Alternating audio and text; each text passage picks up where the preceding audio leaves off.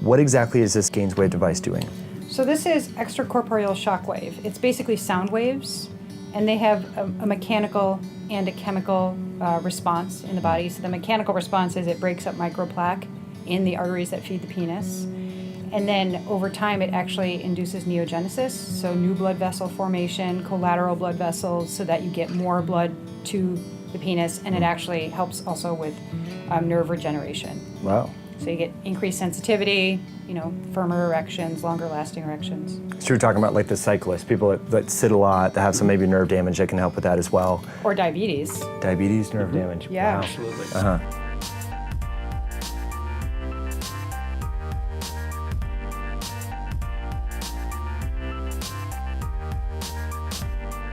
Hello friends, it's Mike with High Intensity Health. Thanks for tuning back in. I'm very excited to be with my friend Dr. Kathryn Retzler today to talk about erectile dysfunction and regenerative therapies that can help you in the bedroom, you and your partner that is. So Dr. Kath, thanks for coming back on the show for a second time. It's great to be with you again. Thanks for having me. So erectile dysfunction, a problem, I heard you in another interview, about 52% of men over 40 have this issue. Right, yeah, I mean, it depends on their age, but at least 52%, there's probably quite a few men who don't actually admit to having erectile dysfunction. Yeah, and of course it increases with age. So the rule of thumb, I hate that term rule of thumb, but you know what I'm saying, is 50% of 50-year-olds, 60% of 60-year-olds, 70% of 70-year-olds have ED. Wow.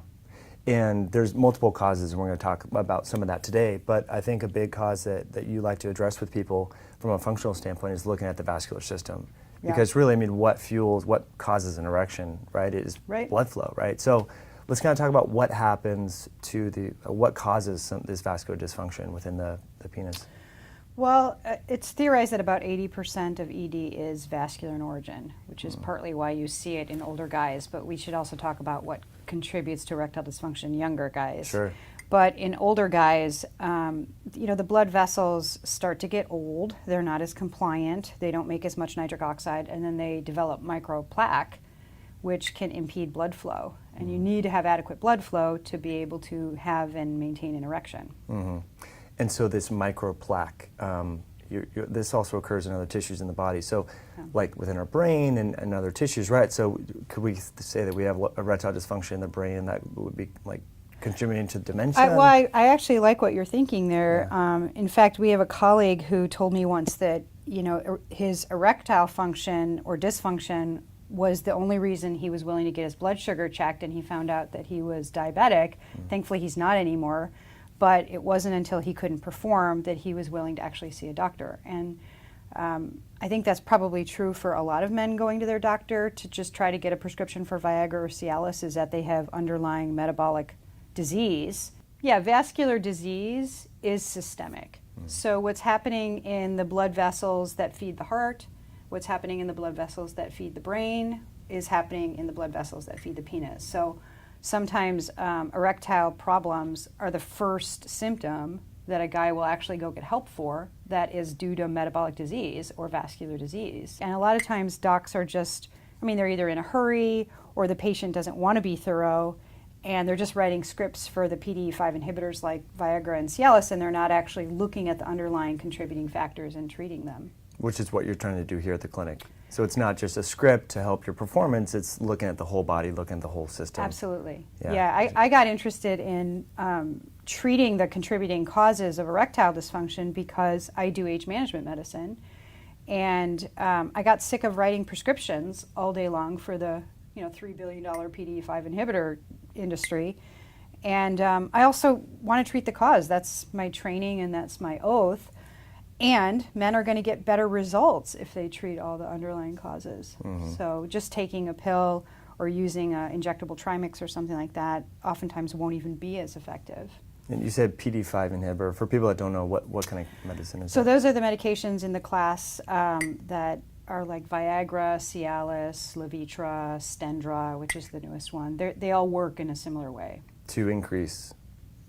Yeah, they all increase nitric oxide activity. They all inhibit the enzyme that breaks down cyclic GMP, which extends the life of nitric oxide. They have different onsets, and then they have different half-lives and how long they last.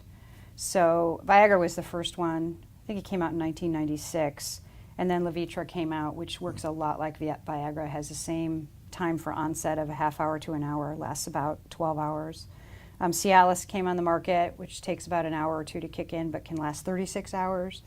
And then Stendra is the newest one, and it has the quickest onset, so 15 to 30 minutes, and lasts about 6 hours. So they all, there's no head-to-head trials using those drugs showing which one's the most effective. They're all different in terms of how long it takes them to work, but then also in side effects. So they're increasing nitric oxide, which enhances blood flow. And so that's kind of, so one of the hallmarks of endothelial dysfunction, so a mutual friend of ours and colleague and I think mentor to both of us, Mark Houston, he used to say ED, endothelial dysfunction, causes ED, erectile dysfunction.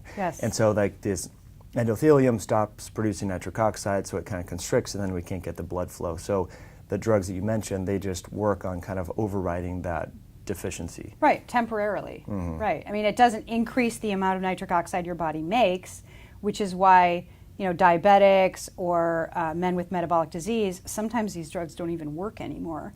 And then we have to go to injectable medications like Trimix to actually enable them to have an erection. Wow. Have you prescribed that before, Trimix? Oh, yeah. For years I've been prescribing that, which is part of the reason I went to learn other therapies, because it's not a very popular therapy to use an injectable drug in the penis before having sex. But it's very effective. I mean, I can't think of a single case where it didn't work. So it's very effective. But invasive and doesn't really enhance that moment. I mean, Kind of like, messes okay, the 1 mood, second. right? So let's talk about these other therapies, because I think they're really exciting. So the GAINSWave, and as I did some research, this has been a therapy, a tool that's been used in Europe for quite a while, and it naturally helps the penis restore this endothelial dysfunction. Yeah, so you know, the GAINSWave, and then we also do PRP, is going to be more able to hopefully treat the cause and potentially even be curative for some men. The GAINSWave specifically was developed by an anesthesiologist named Rich Gaines, who's a great guy. It's been in Europe for about 15 years for ED, but the therapy isn't new. It was originally, you know, it's just sound waves. So the high intensity form of that can be used for kidney stones, so it'll break up kidney stones. Moderate intensity can be used for, you know, tendon problems or plantar fasciitis or something like that. And then the low intensity is just like it sounds. So it's low intensity sound waves, and it's applied to the penis. We do 6 treatments. Some guys prefer to only do 3 treatments. And it breaks up microplaque. So there's the mechanical aspect of it, and then there's a chemical aspect of it. So it's increasing nitric oxide production, recruiting stem cells to actually regenerate the tissue, so improving the nerves, and then causing what's called neovascularization, which is improving collateral blood flow, so you actually get new blood vessel formation over 4 to 12 weeks after you have the treatment done. Wow, just one treatment? I mean, no, we recommend a series of treatments. Sure. It really depends on how bad somebody's erectile dysfunction is. You know, if a guy's just interested in performance, let's say he's very fit and healthy, like a guy like you, but maybe he's noticing he can't maintain an erection as long, or he just wants increased sensitivity, then a single treatment is usually enough. But if a guy has significant erectile dysfunction, he needs more than one treatment.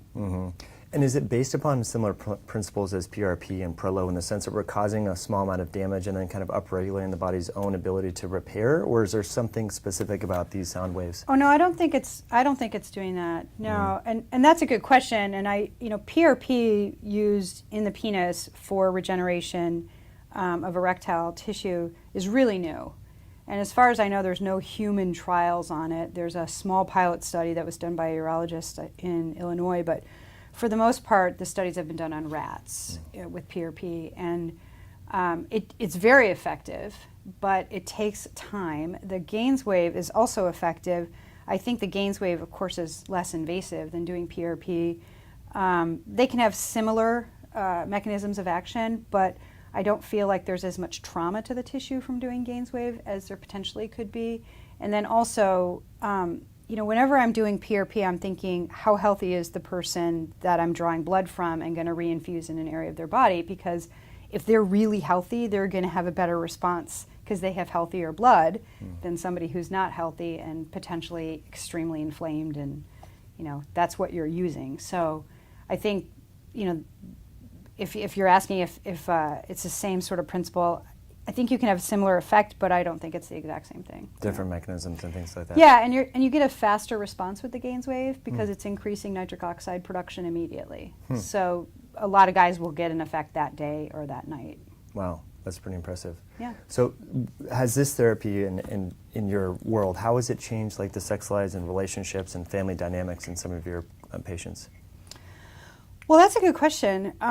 You know, some guys will develop pretty significant depression when they have erectile dysfunction, and there's even a trial giving men Viagra who had depression and erectile dysfunction, and the men who responded to the Viagra and improved erectile function had decreased depression. Wow. So we have to be thinking when a man's depressed and has erectile dysfunction, sometimes giving him back his potency or helping him with that improves his self-esteem. And I've seen this, and my patients taught me this because I didn't realize as a woman how much a man's self-esteem is based on his erectile function and how he feels about himself. And as that improves, I've been told men feel better. I mean, they're more confident, they feel better about themselves. So it's not just the act of sex, I think, it's also, like I said, self-esteem and self-value. And being physically able to perform per se, right, Yeah. has an effect on. But likewise, individuals, there's a lot of medicines that affect erectile function, and I believe SSRIs and others absolutely negatively affect that, right? So that's something that you address with people, not only their metabolic health and vascular health, but what medicines may be affecting their. Yeah, and guys should know about that. SSRIs affect about 50% of men who take them in terms of affecting sexual performance. So it's not just their low libido, which can happen as serotonin goes up, libido can go down, and dopamine's the opposite. But it can affect erectile function, and it can affect their ability to maintain an erection and ejaculate. So SSRIs, yeah, it's a big deal. Pretty scary stuff. Yeah, so so a man, hypothetically, I don't know if you've seen a client or a patient like this, but they may feel a little depressed, so then they get on an SSRI, and then that only further adds insult to injury, right? If erectile dysfunction may be part of the contributing factor leading to their depression. Mike, that's a really good point. And until you just said that, I've never really thought about it comprehensively from the standpoint of a conventional doctor, because I always treat all the contributing factors of depression instead of just thinking, SSRI deficiency or whatnot. But I think in the conventional mindset, of course, when you only have 6 or 10 minutes to assess somebody, I don't think most conventional doctors would ask their patient about their erectile function, which of course could also be low testosterone, which of course could be metabolic disease that's contributing to depression. So I don't think they really screen for that, but that's a good point. And then, of course, like I said, there was that study of the men who actually responded to Viagra had improvements in their moods. So interesting. Yeah. But could it be from the mechanism of action of increasing the nitric oxide that affected the brain? You mean systemically? Systemically, or was there specific? Wow, I've never even thought about that, but that's an interesting question. Could be. I don't know how we would test that, but could be. Anyway, very interesting stuff. I mean, they're not taking Viagra daily, presumably. They weren't in that study. But, I guess you could look at daily use of Cialis, which is used, and see if the men who use Cialis daily have improvement in their mood questionnaires. That would actually not be a hard study to do. Interesting. Yeah. Interesting. Hopefully, all right, we'll do some PubMed searches after this and let folks know. So you mentioned testosterone. So I think a lot of people, when they have poor performance in the bedroom, they jump mentally to low hormones, right? But and that's what's really unique about this GAINSWave. So I think I heard you say offline when we first met in December, and you were telling me about this therapy. One of the reasons why you were interested in this is some individuals, you'd balance their hormones, get their testosterone working, but maybe not everything in the bedroom was optimal, right? So there's a correlation, but it's not a causation. Am I kind of saying No, that I right? think there is a causation. I mean, you need a certain amount of testosterone to stimulate enos to allow for erections. But interestingly, the research does not show a serum level that is required for that. It's probably individualized. But if we're replacing testosterone levels to 700 nanograms per deciliter, do those men have better erectile function than someone with a testosterone of 350? No. The research does not show that. So there's probably a threshold of the minimal amount of testosterone you need for endothelial function to be normalized, and also, have libido. So, erections start in the brain with the desire, but there doesn't seem to be a dose-dependent effect. So a lot of these guys I was seeing, they would get on their testosterone. It wasn't psychogenic, so it wasn't depression or a relationship problem or stress. And they still weren't able to have erections, or they had to use medications. So it's not just testosterone related. It could also be high prolactin. So prolactin inhibits dopamine, and dopamine is required to increase libido and to be able to have erections. So if they've got high prolactin from a prolactinoma, or they're engaging in a lot of pornography use, which actually will raise prolactin levels, then they're going to have ED from that. How does pornography, how does that affect prolactin? So excessive pornography use, and we're talking about like maybe even porn addiction, actually increases prolactin. Wow. Yeah. That's incredible. Yeah. Huh.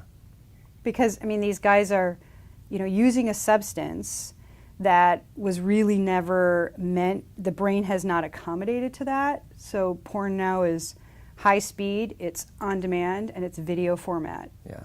So it's like right now, and you can get as much of it as you want, so there's no limit, and it's a video, so it's visual, and it's causing a huge surge of dopamine.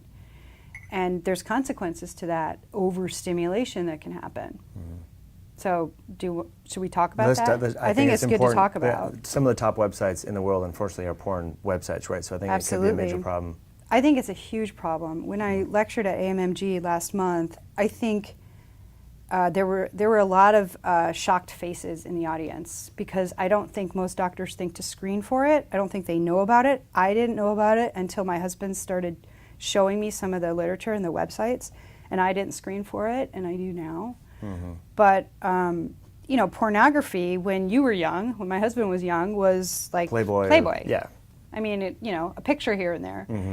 And nowadays, even kids have access to pornography 24/7, and there's a phenomenon called the Coolidge effect, which means, the novelty increases dopamine, right? So when things are new, they're exciting, and you get a reward to your brain when dopamine is released, and that's involved in all known addictions. So, whether it's gambling or sex or illegal drugs or alcohol, you get a dopamine surge, but the surge you get from pornography can be so much for some men that they're constantly wanting that, and that actually causes changes in the brain. So it downregulates dopamine receptors, and the area of the brain that's responsible for, that reward feeling, that good feeling, the nucleus accumbens, with fewer dopamine receptors, is going to cause a guy to want more of that stimulation.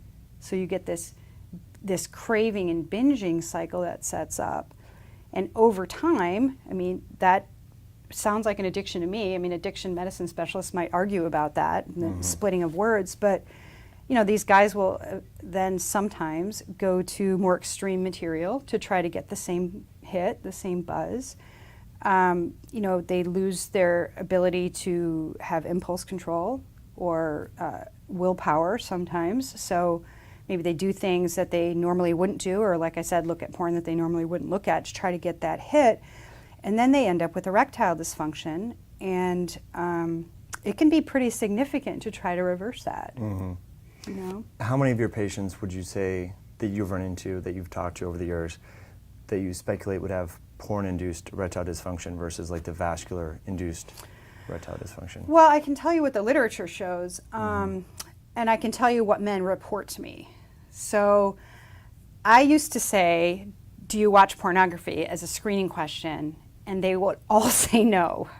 So I have now learned to say, pornography, especially repeated use, and especially if it becomes a compulsion or an addiction, can contribute to erectile dysfunction. So I'm not sure if that's an issue for you, but how much do you engage in pornography? So I sort of phrase it like that, because I don't think they really want to tell me. Sure. And then when we're doing the GAINSWave treatment, sometimes we're also reminding them of all the underlying factors that could be contributing to erectile dysfunction. There's a lot of deniers who don't want to believe it's an issue, Right. or they tell me it's not really an issue for them, and then I'll say, well, how about you stop for 2 months and see how your erectile function is, and see how your libido for your partner is, because because of that Coolidge effect, a real person isn't as attractive anymore, especially if it's somebody you've been with for a while, because that There's no novelty's novelty. gone. Sure. Yeah. So really, I mean, one of the best tests to see if pornography is playing a role in ED is to stop using. The older the guy, the quicker the recovery, because he was never, when his brain was developing, exposed to that amount of pornorograhy. Right. These younger guys, it can take several months. Because there's like neuroplasticity that's Exactly. changing. Their brain has to reboot. There's actually an organization called Reboot Nation where, guys can go online and read about how to reboot their brain. Wow. From that. Yeah. This is incredible. I never thought this conversation would go down that road, but I think it's really important for people to understand this, that it's not this innocuous, benign thing, that there's naked pictures of people having sex on the internet, that can actually that can affect your real performance, which is probably why that individual went there in the first place, right? Because they're curious or have the urge or whatever. Yeah. But that's really affecting your real world interactions with other potential partners. And it's Scary. happening worldwide. There was a meta-analysis in 2002 that showed that less than 2% of guys under the age of 40 had ED. Then there was a study done in Switzerland in 2012 showing that 30% of guys between the ages of 20 and 30 had ED. That another study that was done in Italy in 2013 showed 25% of guys under the age of 40. And then it was repeated in Canada in 2014, showing that 25% of guys between the ages of 16 and 21 reported ED. Wow. So we're going from 2% to potentially 25% of a population that should not have ED.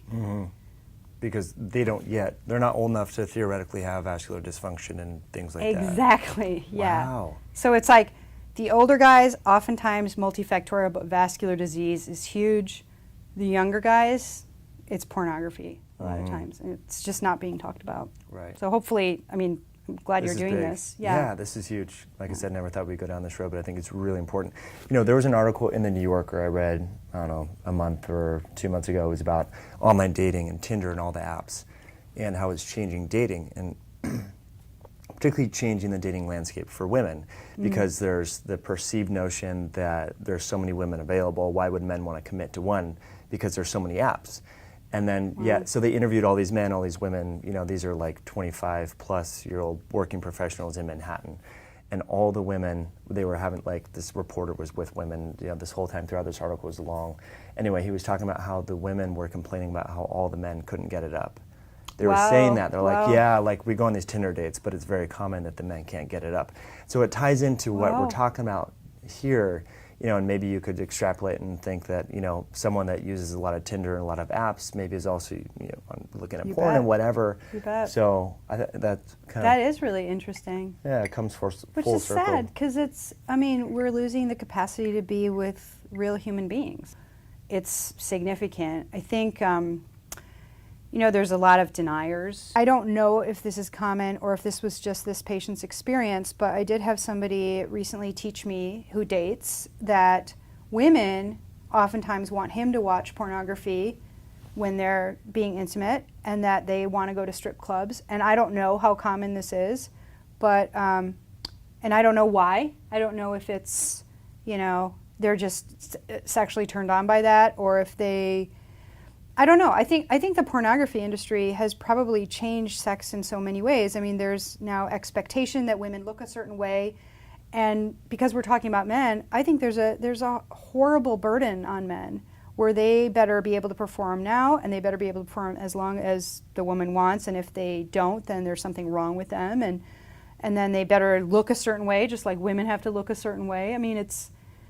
It's so fantasy based, which is what Facebook is, and what the world's become. Look at our political climate. It's like everything seems surreal and not, human. Yeah, Yeah, it's right. I mean, so I think there's a lot of benefit to just almost disconnecting some time and just turning the Wi-Fi off and the phone away, and just having these really embracing and being present and mindful of these human interactions, because, yeah, it's more infrequent now than it has ever been in the real world. Men are isolated as it is, and then, do they talk to other men about their erectile dysfunction? Do you? I mean, no, it's not. It's kind of a taboo topic, Yeah. And then they also feel responsible. So whereas women will come in and say, hey, I'm having trouble having orgasms and I have no libido, and they don't actually feel like it's their fault at all. They want to figure out why it's happening and what they can do about it. Men do not come in, feeling like that. They feel bad. They feel like it's their fault. They have to fix it. So what tips would you offer for someone listening that maybe feels that way, that's frustrated, but not so much by the porn thing per se, but feels kind of lonely and isolated and, doesn't have a place to go? What resources are there? Gosh, I don't know. That's a great question. I know there are great sex therapists out there, because I refer to some of them, who offer a safe space to discuss this subject and to discuss it openly with the partner, because sex is obviously a dance and there's two people involved, and it's not just the guy's problem because he can't perform. But I don't know if there are men's groups or organizations where men feel comfortable talking about this. I wouldn't know that. I think there's just so much of a taboo, and there's just so much of a finger pointing that it's their fault. I don't know where guys would turn. Maybe I'll research that and let your listeners know of some areas that might be good to read about. Sure. Have you felt, since implementing the GAINSWave, and so a lot of men are speaking with your husband Daniel, who's been at the clinic for a very long time, are they opening up more to Daniel about this potentially, or to you? Yes. They feel more comfortable with that male to male? Absolutely. And I promote that 100%. I mean, I'm looking at this mechanistically a lot of times and trying to help them that way, but I can completely understand why they don't feel comfortable being completely transparent with me. And of course, that's a generalization. Some of them do, but I can completely understand why they're willing to talk to another guy about it more than me. Right. Yeah. Yeah, I feel like there would be, not that you would be judging at all, but from a male to male, you seem like there's more like kind of that bro, like, yeah, I understand you, man, but you'd feel like almost inferior or something, as like saying this to a woman, like if you couldn't perform, or if you had other issues, or be some sort of like just insecurities potentially. So yeah, it's kind of interesting, that dynamic. Would the GAINSWave therapy help with that? The GAINSWave therapy is not going to help with porn-induced ED. Okay. So we screen for that when guys call. We always want to know how old they are. We want to know what medications they're on. Yeah. Which, SSRIs will contribute to ED, but so will beta blockers. So will, drugs like finasteride, that's used for hair loss or enlarged prostate. So will diuretics, benzos. So we want to know what medications they're on in case that's a contributing factor. If they have metabolic disease, the GAINSWave will help with that. If they have psychogenic, and it's not from porn, it's from depression or relationship problems or stress, obviously it's not going to help with that. So it's going to help with issues that are due to the blood vessels or the nerves. And it would be really interesting, actually, to do a study looking at the GAINSWave and PRP to see which worked better for what. I'm theorizing here. I think there's a good piggyback, actually. So a lot of times we'll say, Daniel will talk to me about a particular patient. What do you think's best for this patient? I'll say, I think they should do 3 GAINSWaves and then do a PRP, or like straight to PRP. Like for something like cavernosal injury that can happen with a man who's had his prostate removed or prostate cancer surgery, so he can have a year and a half or 2 years where he has erectile dysfunction because of the nerve injury. Well, that's an area that actually I think the PRP could really help with. So it can help regenerate the nerves and potentially faster. So it would be interesting to do that study. Sure. And that's a one-time treatment. Yeah, the PRP is. PRP is a one-time treatment. I mean, sometimes it'll be repeated. Or, like Peyronie's. Like there's a study on Peyronie's, which is, unfortunately common. And if your listeners don't know what Peyronie's is a disease where a fibrous tissue forms like a scar in the penis, and it can prevent blood flow, so it can cause erectile dysfunction, but it can also cause a curvature of the penis, sometimes even pain with erections. And, the extracorporeal shockwave therapy, which is what GAINSWave is, was effective for that. It was helpful. Wow. But I know that Dr. Runnels, who's the developer of the PRP for ED does use it also for Peyronie's. I only have experience in one patient, so I can't say whether or not I've seen it work for Peyronie's, the PRP, but. Let's talk about just sitting in general. I've noticed, like, when I travel a lot, I don't want to say I feel numb down there, but like the lack of blood, like it's certainly affecting probably the blood flow. So do you talk to patients about that, and have you seen that maybe the GAINSWave therapy would help with people that have kind of sedentary? That's a good question. You know, I wonder about bike riders, especially, like if they have any injury to the pudendal nerve or something, and decreased blood flow from that. But I don't know if anybody's looked at sedentaryism and erectile dysfunction, but presumably it would be effective because you're increasing blood flow. I mean, so would exercise and moving around, right? Sure. But I would see that the GAINSWave would probably be effective for that because it's just sound waves to the blood vessels down there. Kind of regenerate that. Yeah. Yeah, I'm curious. I mean, if you guys have noticed that from sitting, any kind of changes or weird sensations, I'm not kidding you, because I travel, as you know, a lot on like airlines, and afterwards I just I get up and I feel like the blood flow is like off, and I may be hypersensitive to it because I spend a lot of time bike racing, a lot of time in the saddle, and that definitely affects like blood flow. But do you still do that? You still bike? I don't anymore. So that shouldn't be an issue anymore. You should have recovered from that. Yeah, no, I know, but I do. Maybe it's just the way people's hips are or things like that. But I do notice. Yeah. That's an interesting question. Yeah. Curious on that. I'd be curious if women saw that too.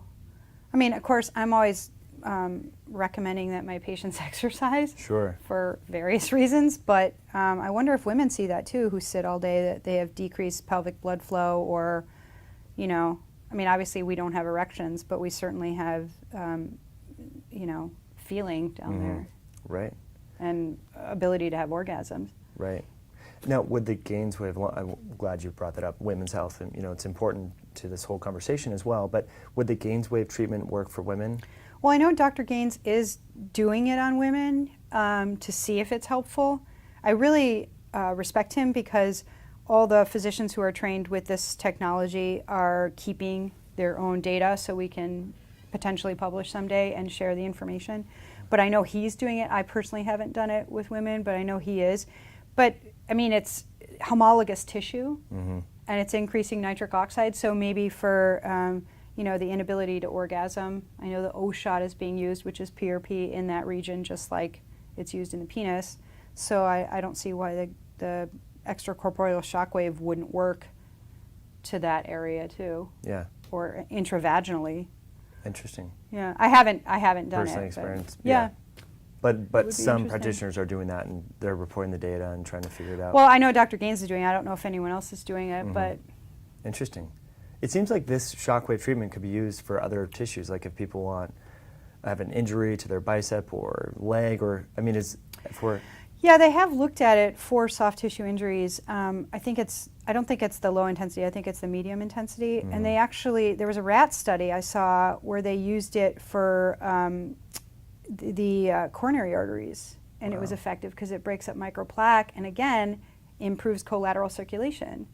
But I don't know how you'd get it to that tissue with the depth. You know, I mean, it depends on the bar you use, how deep the sound wave goes, but I don't know how you do that in humans. I mean, the nice thing is there's no side effects to it. Yeah. So I haven't seen side effects from PRP except for bruising. I've seen no side effects with the GAINSWave. So That's no amazing. Bruising. We use a numbing cream, so no pain, and no downtime. I mean, most guys can, you know, if they're healthy to begin with, they're going to have erections that night with the GAINSWave. So it's a pretty, you know, dramatic and quick. Yeah, it's quick. I mean, you get results quickly. So we kind of talked about like age-related and endothelial dysfunction. We talked about, and therefore erectile dysfunction. We talked about porn-induced erectile dysfunction. What about for like the single person that's dating that wants to be able to perform? What other lifestyle strategies would you recommend to them? And then also in terms of the GAINSWave as like a prophylactic treatment, once a year, every other year. Any thoughts there? Well, I want them to do everything that maintains healthy blood vessels and healthy nerves and that function. So I would be telling them they need to eat a healthy diet and get off the sugar and get off the refined carbohydrates and keep their blood sugar ideal because that's damaging the endothelium. So, you know, like Mark Houston likes to say, vascular disease is a postprandial phenomenon. So I tell my patients, literally every time you eat, you are affecting the health of your blood vessels. This is not something we're thinking down the road. You just ate a meal and you literally, in a positive or negative way, just affected your blood vessels. So if you want to cause endotoxemia and vascular disease, first of all, keep eating, because eating in general, right, and people tend to eat all day long. But so I'll always talk to them about what they're eating and their blood sugar, and keep an eye on that, and their blood pressure, because if their blood pressure is going up, they're probably having endothelial dysfunction. So keep an eye on that. Get them to exercise. I mean, especially doing some sort of endurance training, which can help with, the vascular response to blood sugar, and improve nitric oxide. In fact, we can, test somebody's endothelial function, go have them run a mile, come back, test it again. It improves that fast. There's nothing that works as fast as exercise for endothelial function health. So, and besides not eating garbage. So don't eat garbage, move your body, sleep well, and manage your stress. Because, stress hormones immediately can cause endothelial dysfunction. When you spike cortisol and adrenaline, you cause endothelial dysfunction in certain areas, right? Because erections are a parasympathetic phenomenon. So if you induce your sympathetic nervous system because you're stressed and you need to run away from the tiger, you're cutting off blood flow to your penis. So we talk about that, like how much parasympathetic activity do you have so that you can have an erection? Sure. And then, relationships and all that. So their personal health, but then also the quality of their health with their partner.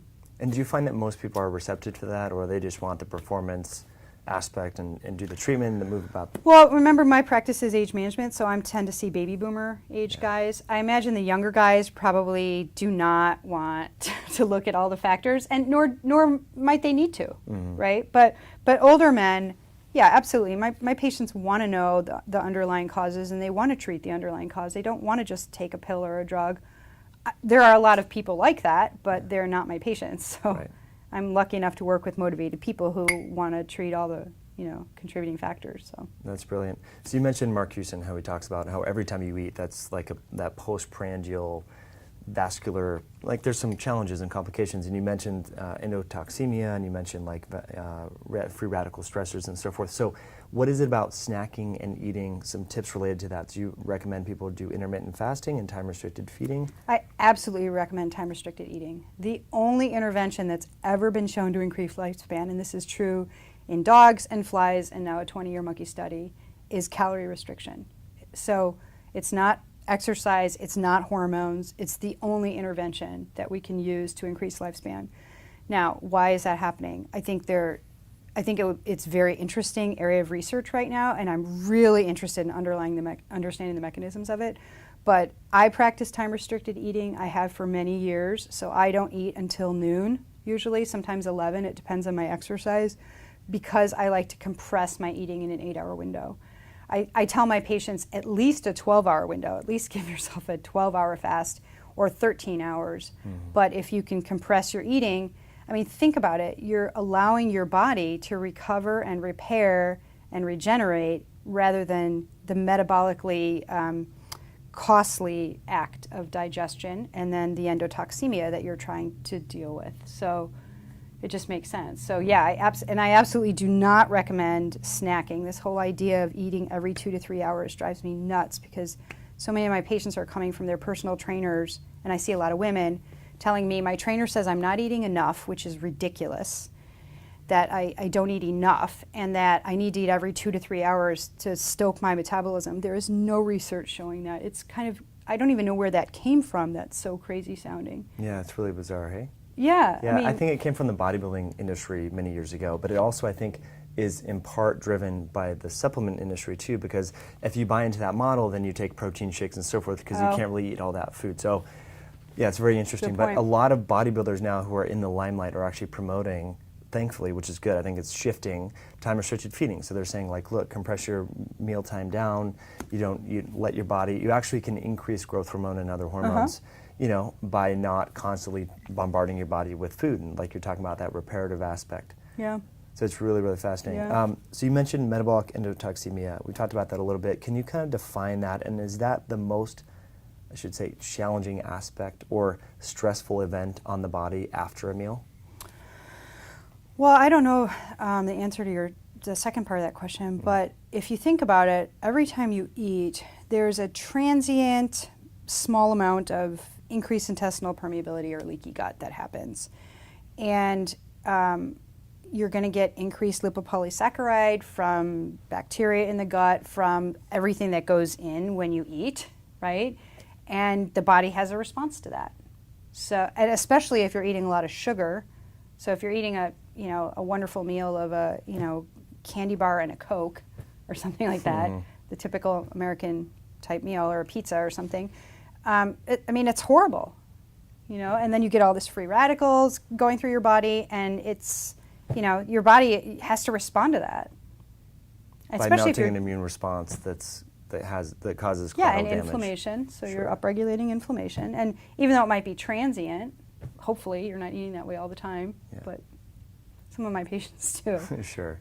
And then so the lifetime load or cumulative effect of that is vascular dysfunction or insulin resistance or autoimmunity and all that. Yeah. Brilliant. One way to induce metabolic endotoxemia is to drink excessive alcohol, and also alcohol can cause ED, erectile dysfunction, right? So that's a good question. Let's talk about that. I looked into the research on that when I did my presentation, because you'll hear most guys talk about when they get older, they start to have erectile dysfunction after a couple of drinks. And there's even terms like whiskey dick that are used. I can't say that with a straight face. But it's interesting because the epidemiological studies, some of them do not control for other behaviors that you're going to see in people who drink a lot. So smoking or bad diet or sedentary lifestyle. So if they didn't control for that, we don't really know if it's the alcohol. But the studies that do control for that, it looks like it's a J-shaped curve. So it looks like moderate to small amounts of alcohol are actually helpful because they can improve vasodilation, but large amounts might be toxic. So I don't know that we can convincingly say yet that alcohol, but if you ask any guy, he'll tell you that. But Sure. I haven't been able to find that convincingly in the literature. But alcohol can cause transient leaky gut too much alcohol. Right. Yeah, very interesting. So in terms of like the treatment, right? Obviously, we don't want patients drinking, 5 to 6 drinks to get the whiskey dick, like you mentioned, and so forth. But if someone does have maybe the alcohol-induced endothelial dysfunction, erectile dysfunction, would the GAINSWave be a possible treatment that they could look at? Yes. Now that's a good question, because I do ask guys. I'll say, okay, so are you now able to have an erection after you have a glass of wine with dinner? And they'll say yes, whereas they weren't before. So that's interesting to see that improve. Or they weren't able to maintain as well once they had had alcohol as they used to. And I think, with alcohol, it lowers inhibition. Right. So probably the biggest benefit is that you're less inhibited, which is why it's enhancing erectile function or libido. And as you get older, you're less inhibited in general, right? You just know yourself more, you're more confident, so you probably don't need the alcohol as much for that. Right. Yeah, I feel like folks that I know, their tolerance for alcohol declines with As they age. lifespan. Yeah, it's kind of interesting. I think you're right. Yeah. Well, I think it's just the liver's probably less able to detoxify it. This is what happens with caffeine. The half-life of caffeine increases with age. So even if you're drinking the same amount of coffee, it can cause insomnia when it didn't used to. Interesting. Yeah. Huh. Amazing. So we talked about a lot, Kath. This has been amazing. I think folks are really going to enjoy this content. But let's finish up. If people are interested in a P shot, which would be the PRP within the penis or the GAINSWave, obviously there's many clinics throughout the U.S. that do this, but you guys do it here at Hormone Synergy in Portland. What does something like that look like in terms of cost? And then how could they learn more about that to do that here in Portland? Well, the GAINSWave depends on the number of treatments. We usually recommend 6 treatments, and it's $3,000 for the 6 treatments. And our patients get a discount if they're our actual patients. And then the P shot, it depends on if they're piggybacking that with the GAINSWave treatment or not, but that's $1,500. Right. And if we can contrast that to like medicines, what would it, if you were to do a year of just like Oh, that's Viagra? a good question. Well, my patients, I give them, if they need the PDE5 inhibitors, I give them troches, or I prescribe troches. So, and I really wish more guys knew about this. I don't care if they're my patients or not. I want them to know this is available. So I have the Cialis or Viagra compounded with something called apomorphine. So apomorphine is a drug that was originally introduced in 1869 for Parkinson's patients because it has a very high affinity for dopamine receptors. And it works great in combination with the PDE5 inhibitors and the GAINSWave or PRP. And so what the pharmacy will do is make a troche, which is just a lozenge that they cut into quarters and just use a quarter of. So it's a very small amount, but I've gotten great feedback on that with the GAINSWave and PRP. And I even had one patient who taught me that his wife responded really well to it, which of course I did not prescribe, but you know, they used it off-label, and she had great results. But so to answer your question about cost, so when you use the troches from the pharmacy that we prescribe to, they're really inexpensive compared to the name brand pharmaceuticals, because all the PDE5 inhibitors currently are patented. Viagra, there is a generic coming out for Viagra from Teva Pharmaceuticals in December of this year. So if you want to buy stock in Teva, there's your insider info. But those are really expensive. So usually I send those scripts to Canada for people because they can be $15 to $30 a pill. Whoa. Oh yeah, or more. Yeah. But the troches are less expensive. So I mean, if you look at the cost of medication over a year, it depends on how often you're using it. It's expensive for guys. It's about the same. So it makes more sense to get at the root cause and do like a GAINSWave instead of take the pills and all that. I mean, if you're spending that kind of money. In my opinion. Yeah, I mean, absolutely. I mean, cost does factor into it. I'm always thinking about like what's best for the patient. Like that's my training, right? Yeah. So, Brilliant. but yeah, it's about the same cost. Cool. And you guys have a cheat sheet as well on endothelial dysfunction, yeah? No, I have a handout on what the contributing factors of ED and all the available treatment options. Cool. So that's what I give to patients. Okay. Because I want them, doctor means teacher. I want them to understand how did they end up with ED, and if they understood how they ended up with it, it helps them know what treatment's going to work. That's brilliant. So that's on your website, hormonesynergy.com. I'll put a link, guys, below this video so you guys can learn more about that. But is there a landing page, or if people just search in your website, they can find that handout? I don't think we've put it on the handout. I think they can get a copy of it if they sign up for information or newsletter. I'd have to ask my husband because he runs the website. I have no idea how the website works, but we have downloadable, like my ebook and things like that, so people can learn without becoming a patient. Awesome. Cool. Well, Kath, this has been a lot of fun. Thanks so much for sharing all this amazing wisdom and knowledge. Just want to have a moment of gratitude and thank you for coming on the show for part 2. So if people want to check out on version 1, I should say version 1, like the first time you were on the podcast back in, I think, August, we talked a lot about heart health and hormone health. So if folks want to learn more about that, click the link below this video. And if you like this video, please give it a thumbs up and subscribe to the channel. And I'll put all the links and the materials in the YouTube description below. Thanks so much for tuning in, and thanks for coming on again. Yeah, thank you.